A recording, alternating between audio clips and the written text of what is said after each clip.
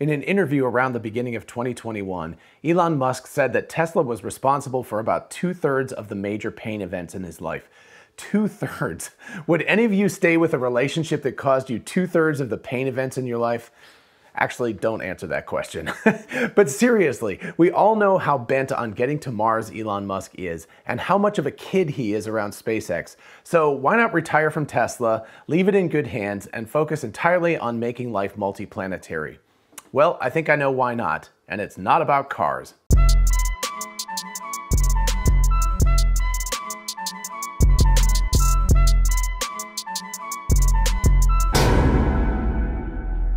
For those of you interested in investing, check out WeBull, an amazing platform for buying and selling stocks, and now cryptocurrencies like Bitcoin, Dogecoin, and others. Open an account and get a free stock valued at up to $200, and fund your account and get another free stock valued at up to $1,600. Check out the link in the description and help the channel at the same time.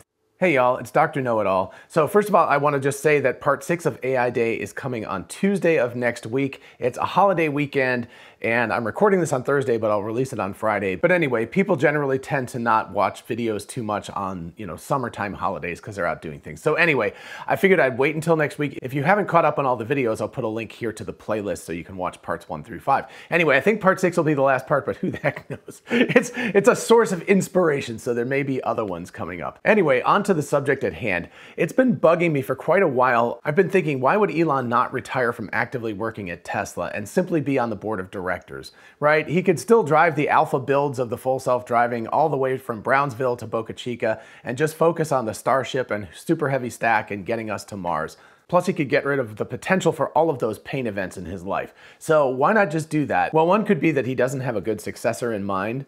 Another could be that he still thinks the cars and factories need molding and oversight on a day-to-day basis. Or it could be that he just likes pain. But I don't think any of these are actually likely. Well, maybe the lack of successor, that could actually be a case. But I don't think so, as he could still be on the board, and so he could still have a lot of oversight of the company. I think the real reason is hiding in plain sight, and it all had to do with Tesla's AI Day. And speaking of AI Day, what about the full self-driving beta that all of us really want, right? As it's a major part of AI, let's talk about that for just a second. Elon had some tweets in the last couple of days. He said version 10 is coming out next Friday for closed beta users.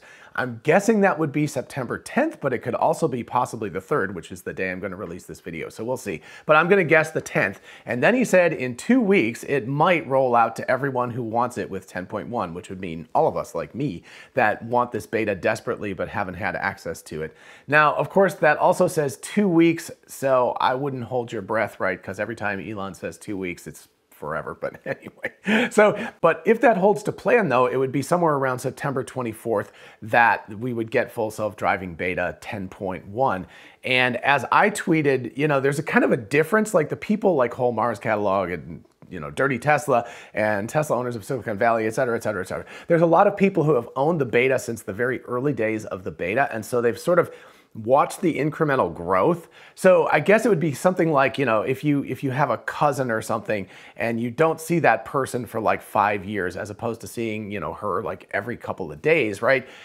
As she's growing up, you don't really notice the fact that she's growing up, but if you don't see her for like 2 years or something, and then all of a sudden you see her again, you're like, whoa, she's like, grown up now. So I'm thinking the same sort of thing is going to happen with us, non-beta drivers, is that we're going to go from the old system that we're currently driving, which, works fine, whatever. But we're not going to get this little incremental growth of like, oh yeah, it's a little better, it's a little better, it's a little better. When we finally do get beta 10.1 or whatever it is, it's going to be from here to here. So it's going to be like, full self-driving, you grew up overnight, right? So I'm thinking for those of us who haven't been driving the beta, it's going to be a real holy kind of moment, and we're going to be like, damn, this thing is so much better than we thought, and it's going to really feel like a quantum leap. So it'll be a fascinating experience. Certainly I will, record my first drive using the full self-driving beta when it happens, just so you can all see the real difference, as I'm experiencing it between the old version and the new version. But anyway, I think it's super exciting. 2 weeks means somewhere around September 24th, but I'm not going to hold my breath for that, because 2 weeks for Elon Musk could just as well be forever. And listen, while I do complain and everything, Elon Musk talked about how safety was the most important thing. I think he said it was paramount at Tesla. I'll put the tweet up there. But anyway, I know that sucks for all of us that really, really want it, but it's also completely understandable. Tesla can't do this introduction twice, and if they screw it up, it could cost them years in terms of not getting regulatory approval. So safety for the passengers, and also making sure that it's as safe as possible so that when it comes out, the regulatory bodies will approve it. And speaking of regulatory bodies, NHTSA actually just asked for data on every single car that Tesla has manufactured since 2014, right? So 7 years worth of manufacturing. Pretty much all the ones that have any kind of full self-driving hardware on them, even the older versions. My guess from what they're asking for is that they're going to look at how many miles have been driven on these cars, because they specifically want when full self-driving was enabled, not how much people use it after they purchase it, but when they actually purchased it. So if you purchased it when you bought it, or you purchased it a year later or something. So essentially what they're going to try to do is look at the number of miles that these cars have driven at a guess. This is what I'm guessing. And then they're going to look at accidents, and they're just going to basically do division. They're going to say how many miles of full self-driving per accident, essentially. And that's what the number that I think they're going to be looking for. And I expect that to be a very, very low number. But you know, if it comes back to be higher than human rated, then I could see NHTSA having problems. But they may be thinking about this investigation for the future too, because they know that Tesla is going to eventually ask for regulatory approval to take your hands off. And by the way, it sounds like hands-off driving might be another new feature for Teslas, and that would be really, really nice, because it is super annoying to have to keep, you know, wiggling the steering wheel. And then I don't know what Ford is going to do, because that's the only thing they've got. They're like, look, you can do hands-free as long as it's a straight highway on something that we've already done before, and there's not much of a curb, and you don't change lanes, right? So whatever. So the only thing apparently they've got is hands-free driving, but literally, you know, Tesla's got the cameras in their cars, so they can do that at any point. So hopefully they will do that soon. It would be really nice to have, you know, sort of driver-aware camera things where it's just saying like, okay, you're looking at the road, that's all cool. All right. I know you're saying like, okay, car is great, and you're talking about all this stuff and geeking out, but what about the title of this video? Why is Elon still CEO of Tesla? And quite reasonably, one could argue that it's a distraction, right? He could still have a level of control from the boardroom, so why does he need to be there day to day and suffer what he suffers and go through what he goes through and distract himself from SpaceX? Well, my answer is because his ambition at Tesla and SpaceX is much, much higher than cars or power. It's developing AGI, or artificial general intelligence. Not to replace humans, but to complement us. And hardly anybody is noticing this, but some people are. For example, Connecting the Dots last night released, I think it was a 17-part tweet on Twitter. So anyway, shout out to you for just typing that all out. But anyway, it's a huge tweet about him talking to a friend of his that I believe is a CEO in Germany of an AI-based company, and about her thoughts about all of this. And there are other people too, but this was the thing that kind of, I was thinking about all of these things, but it sort of crystallized all of this in my mind. And by the way, the CEO mentioned CHOAM, which is from Dune. It's the Combine Honnet Ober Advancer Mercantiles. Gosh, what a hard name. But anyway, CHOAM.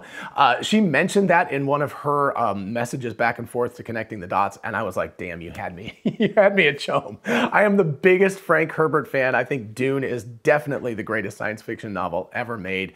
Super happy about the movie coming out. I hope it kind of holds up. If you have not read the original Dune, I don't know what the hell you're doing. I mean, really, Frank Herbert was genius. He was predicting a whole bunch of stuff that is going on right now. Climate change, oil crisis, you know, on and on and on. And, you know, very much of a trippy 1960s writer too, because it was all about the spice and all of that.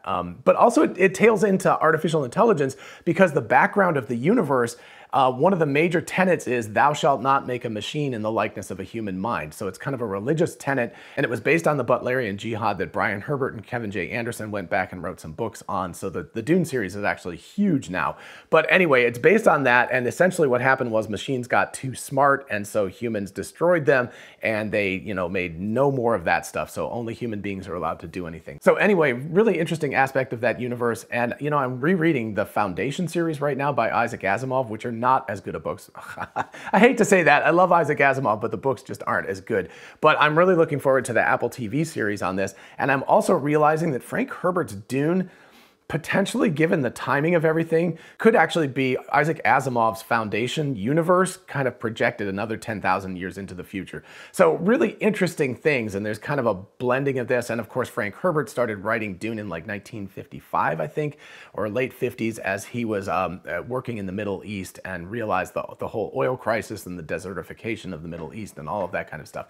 But certainly at that time, the Foundation series was the greatest series of science fiction novels. It was published in 1951, 52, 53. I think those are the 3 years for the first 3 books. So it would have been right on Frank Herbert's mind as he began work on this novel. So anyway, I think that there's a connection between those. And by the way, if you haven't noticed that, my brain is all about connections. In my AI seminar today, I'm teaching a class on What Are Little Girls Made Of, which is the Star Trek episode, the original series, Star Trek episode about androids and whether they have souls or whether they can be human beings, and also talking about AI ethics. So I'm a huge fan of synthesizing information. I'm a huge fan of fiction, etc. So anyway, like I said, I get really distracted by all of this stuff and get really excited about it. But basically, Elon here has the potential to change the world in almost every aspect if he really gets something that's, you know, kind of AGI level. And I'm not talking about tomorrow, and I'm not talking about next year. This is the kind of thing we're talking 2035, 2040, right? So we're talking about, you know, I'll be a very old man by then. Elon Musk will be a pretty darn old man too by that time. So, you know, we're talking about lifetime goals here.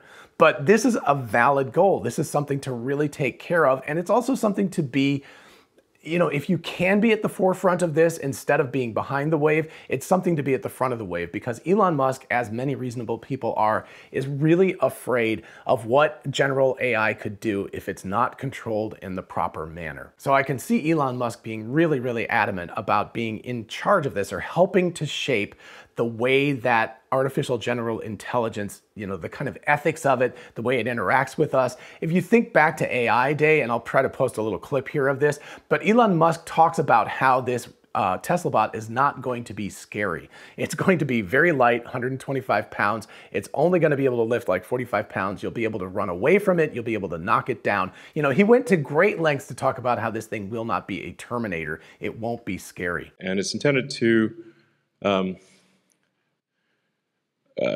be friendly, of course, and navigate through a world built for humans, and eliminate dangerous, repetitive, and boring tasks.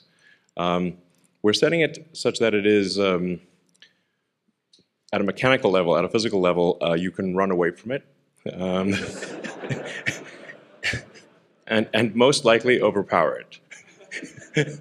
So hopefully that doesn't ever happen, but you never know. And I think the same goes for these things' brains too, right? As they become more and more intelligent and more proto-conscious. And by the way, not that many people have seen my episode on whether your Tesla is conscious or not, so you should definitely catch that if you haven't seen it yet. But anyway, as these machines become more and more conscious or more self-aware, this is going to lead to a situation where we have to deal with them as other entities. And it's really important that we imbue them with some of the best of our ethics. And it's not a simple problem, right? This AI ethics article that we are discussing today in class is actually from IBM researchers. So it's really interesting, right? These are people who are interested in practical stuff.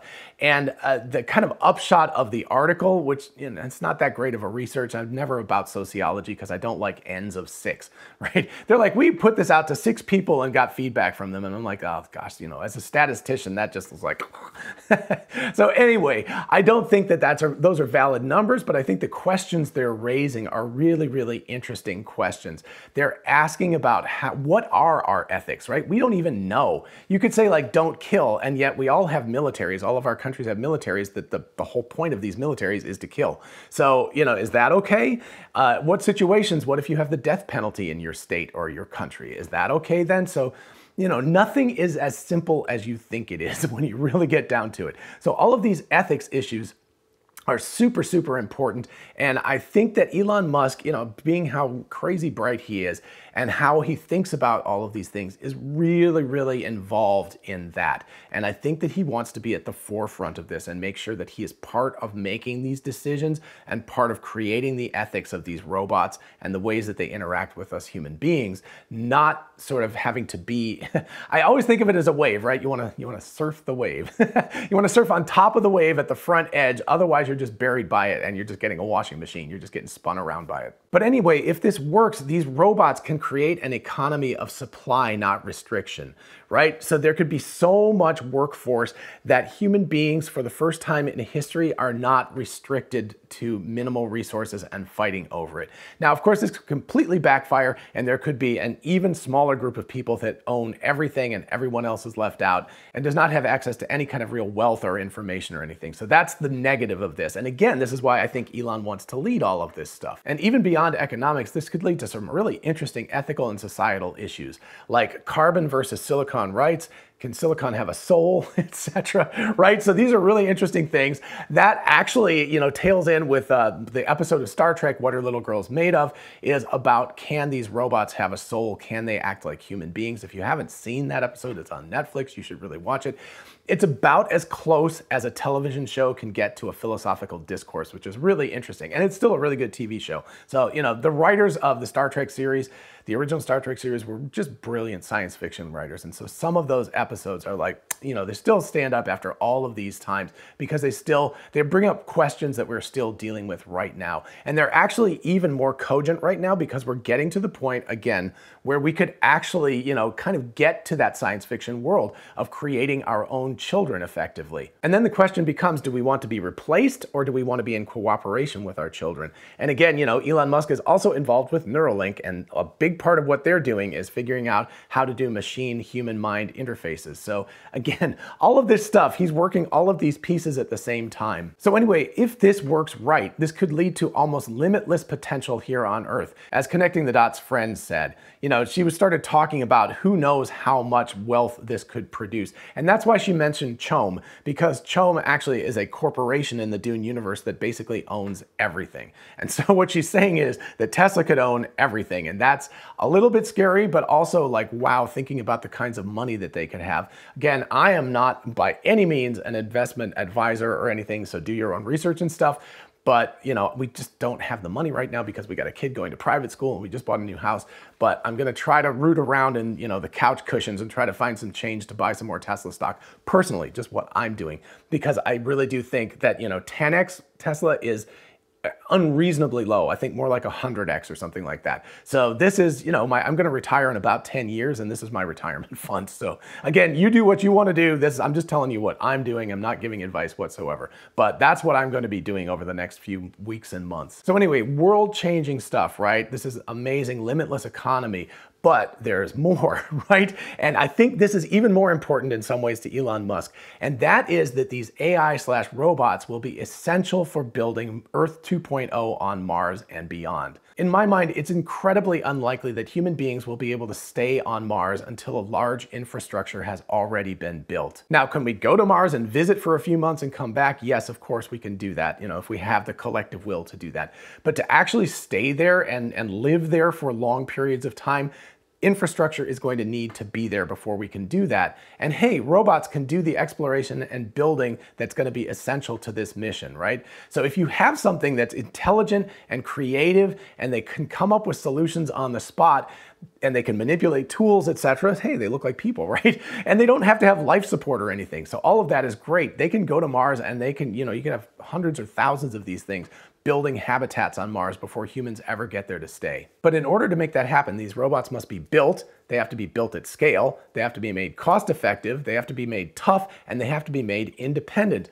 All of which TeslaBot or TeslaBot 2 or TeslaBot 3, etc., will be doing and making money for Tesla while they're doing it. And eventually, if these can get functionally close enough to AGI, they'll be able to creatively solve problems on Earth and on Mars. And again, just as a note, Musk, is very fearful of the Ai Singularity, which is the moment when AGI becomes as intelligent as us. And that's not something where it's going to become as intelligent as human beings, and that's going to be the status quo. The singularity is going to go like this. It's an exponential curve. So these things are, smart as maybe lizards right now, maybe a shrew or something. And eventually it's going to go up, and here's human beings, and it's going to cross and just disappear, right? So they will be much, much smarter than human beings. As soon as they're as smart as humans, they're going to be smarter than humans. That's basically what's going to happen. So there's a definite fear of that singularity and what's going to happen afterwards. A singularity is a constriction. It's a constriction. It's a nexus of the timeline, and you don't know what's going to happen afterwards, right? If all the timelines are flowing like this, you can kind of see where they're going.